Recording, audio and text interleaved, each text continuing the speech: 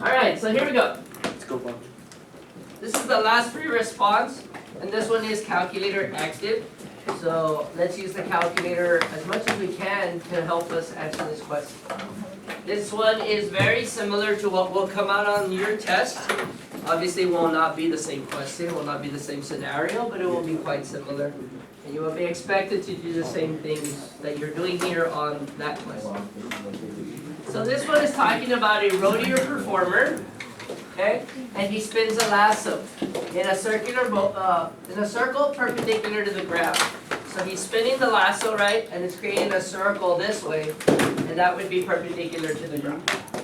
Yes? If it was spinning it this way, then it would be what? Parallel to the ground. So he's spinning it like this, and here's the circle. See it? Yes. Alright, it says the height from the ground, okay, and then it should be to the knot, not of the knot. To the knot, measured in units of feet, in the lasso is modeled by the function h of t equals -3 cosine 5 pi over 3t plus 5, where t is measured in seconds after the lasso begins to spin. So the lasso has this knot on it, and as he spins, that knot is increasing in height and then decreasing in height, and then it just keeps repeating that, right? So it's never getting higher and it's never getting lower. This guy is so awesome, he keeps it in the exact same location until infinity. Okay, and then he makes it real big, and then he jumps through it. And then he jumps back. Wait, I thought you said it wasn't getting big. He's really good. Okay, cool? Yeah? Really good. Alright. So, what does this function tell us? Things that you need to ask yourself when you're taking the test. What is it that they give me? What does it tell me? If I plug the number into it, what would the answer represent? The number I plug in will represent the time in seconds, but what will the answer represent? The height from the ground to the knot. Does it make sense? And that will be measured in what units? In feet. Okay, cool. So the first question says find the value of h of 0.75. Can we do that? So h of 0.75. What does that mean? What does that want for me to do? Put 0.75 into that equation, right? That should be easy. So I'm going to start with a new graph. So I'm going to press Control N to get rid of whatever's on my calculator and start with a new page. I suggest you do the same thing if you want to follow my instructions. So I'm starting out with the F1, and I know I'm going to use this equation many times throughout this problem, so it might be worth typing it in.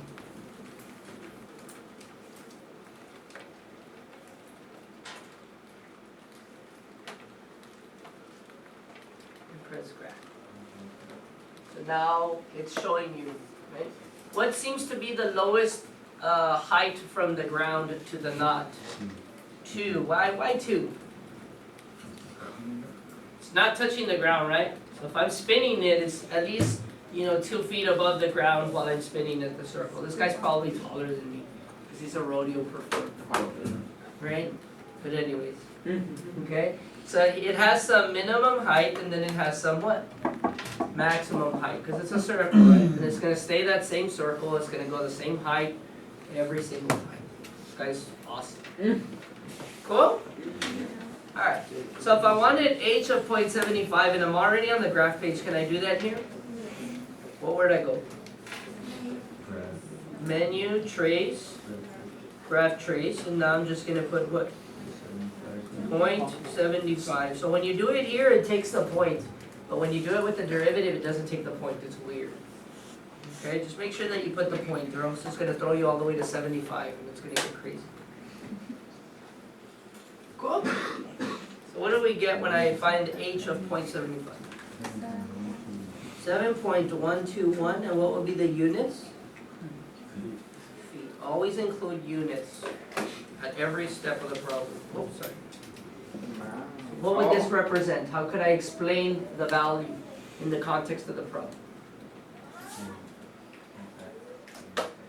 So at t equals 0.75 what? seconds. Yeah, not really. The knot, okay, is 2 feet off the ground, 7.121 feet off the ground. Is that correct? Is that one way of saying what that number represents? Okay, cool. Easy?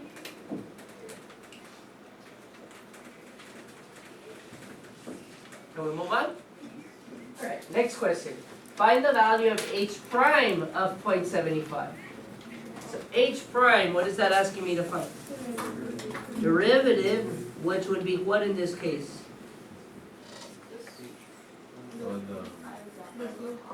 Okay, anytime you're finding a derivative, you're finding a rate of change, right? Specifically an instantaneous rate of change, right? And it's going to describe the rate at which something is changing. This is describing the rate at which h is changing, and what does h stand for or represent? The height from the ground to the knot. So this will describe the rate at which the height from the ground to the knot is what? Changing, right? It could be increasing or decreasing, whether that knot was going what? Up or down. Does it make sense? Okay, cool. So, let's see. We want h prime of 0.75. And we also do that here on the graph page where we're at right now. Yeah, press escape so you can get out of the graph trace.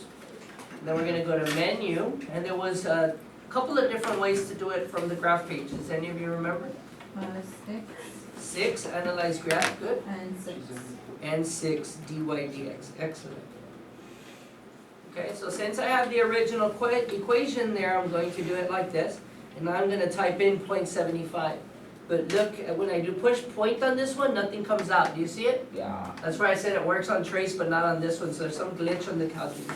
So start off by putting 0, and then it comes out 0.75. And press enter. How do we go there again? Oh, it's because you started another graph page. Go back to your original one.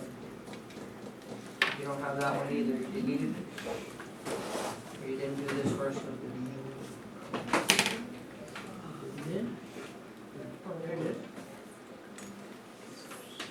Oh, it's because you put a T. Can't put a T because this one's in terms of X. Okay. Cool. Is everybody okay? What do we end up with here?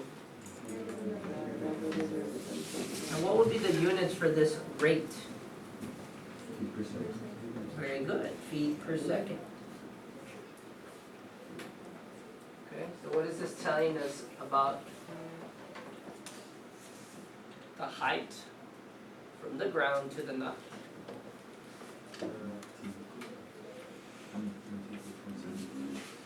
So when t equals 0.75 seconds,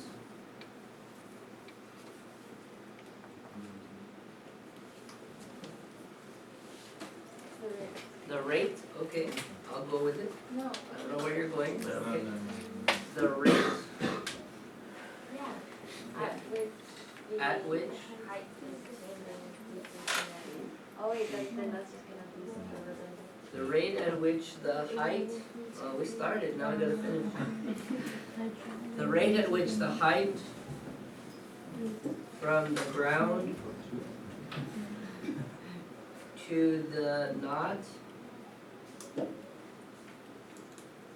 Changes is negative. the rate at which the height from the ground to the knot changes? Is changes? Wait. Is changing? Yeah, is changing. Is changing? Is stop. Is the rate at which the height? It's because then it's gonna be like decreasing at a rate of Yeah, I think what messed us up was this rate. Maybe we should take off rate. Maybe we should take off all of this. We'll just start over. Maybe we should say when t equals 0.75, the height from the ground to the knot, right, is what? Decreasing, that's better. At a rate of Oh, no, that's, negative, no. no, 11.107 feet per second, because h prime of t is less. Is that better? So you have to tell me whatever you're talking about, whatever we said was changing, tell me that. And then tell me how it's changing. Is it increasing? Is it decreasing? So what would the knot be doing at this particular moment in time? It would already be coming down, right? Because the height from the knot to the ground is decreasing. Does that make sense? Yes? Okay, cool. Not too bad? Everybody still awake? Alright. Be careful how you think stuff out. I'm just writing what you're telling me and seeing where you're going with it, right? Because you may think of another way of writing it that I didn't, right? That's awesome. So, we discovered that this one just didn't work out. That's okay, right? We must fall to rise. Oh my god. Good? Alright, part C. Find h prime of t and sketch its graph on the axis to the right for the interval 0 to 5 seconds. So, can I find h prime of t? Alright, so let's do it. We need the derivative of that function up there. On the day of the AP test, you may not all have CAS calculators. So even though this calculator can find the derivative for you and spit it out for you, the regular one will not. So let's assume that we don't have that feature, and we have to get its derivative by hand. So what would the derivative of this guy be? The original one. We start off with -3 times the derivative of cosine, which is negative sine, and we don't touch what's inside, 5 pi over 3t, right? Yes? And then we're going to multiply by, we took the derivative of this layer, but now we need the derivative of that inner layer. So what's the derivative of this guy? You got it. Took the derivative of cosine, need the derivative of this. So that one is just 5 pi over 3. This is 5 pi over 3t, right? Like if it was like 5t, derivative would be 5, right? Okay, and is that it? Yeah? What about the 5? Oh, the 5. What's the derivative of plus 5? 0, yeah, you're right. Derivative of a constant is 0. Slope of a constant line? 0. Good? Anything cancel out here? The 3s. The 3's, right? So we'd end up with negative times negative, that's positive, times 5 pi, so we get 5 pi Oh, 5 sine of 5 pi over 3t. And that should be my derivative. Now, what do you suggest? Should I use this guy that I figured out to draw the graph? No. I should let the calculator graph the derivative? Yeah. That is a feature that is available on both calculators, the CAS and the non-CAS. So that would be my suggestion. What? Because we're human and we make mistakes. Very good, because I could get this one wrong, but then that's going to cause me to also get this one wrong, and it's going to cause me to also get this one wrong, and probably this one wrong, right? So it will probably be a better decision to just get what? This guy wrong, right? Because I did it wrong, and get this guy right. Which I shouldn't end up getting this one wrong anymore, because if I graph this one, how can I check if this one is the same as that? I graph this guy, right? And what should I end up getting? The same graph, right? If I get something different, then I know that this guy is wrong. This guy is wrong. Do you understand? Yes? Alright, so Anybody remember how to graph the derivative of what we originally started with here, so that way we don't mess up? I'm gonna open up a new page so I can have a new graph somewhere else and not have two graphs on top of them. And I don't wanna delete the one that was over there because I'm gonna use that. Okay? Oh. That was F1, right? That was F1? Yeah. Alright, I don't wanna have to retype that. I just wanna be able to put F1. Yes? So that's why I did what I did. But, you know, Choices. choices. So, if I want to graph the derivative of this equation, I'm going to go to the template button next to 9, and I'm going to pick that derivative notation with respect to x, tab. Okay? And since I already have this equation saved somewhere, I'm just going to use vars, and I'm going to pick f1 of x, right? That way I don't have to type that whole thing again. If you deleted it by accident because you didn't listen to me, the older, wiser person, The old. you can just, you know, live the thug life and retype it all in, okay? Cool? Huh? Is it supposed to do that? Let's find out. Oh, do you know what that is? Oh, it's raining men. Hallelujah, it's raining men. Yeah, I guess it was supposed to do that. Let's feel like we're